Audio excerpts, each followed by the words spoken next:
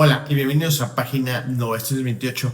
Si te interesa pasar un rato libre y ver animales gratis, date una vuelta por el bosque y zoológico de Aragón en la Ciudad de México, donde podrás hacer todas estas cosas que ya te dije, absolutamente gratis. Y bueno, todo lo que sea gratis, ¿por qué no disfrutarlo en experiencias? Este parque, que es demasiado grande, igual que el zoológico, pues tienes muchísimas, perdón, es que son demasiadas actividades que puedes hacer en estos dos lugares y aparte, como dije, énfasis de que son gratuitas. Entonces hay que aprovecharlas, hay que vivir la experiencia y si quieres saber más sobre cómo es, de qué va la cosa, pues date una vuelta al video completo y nos vemos en la siguiente recomendación.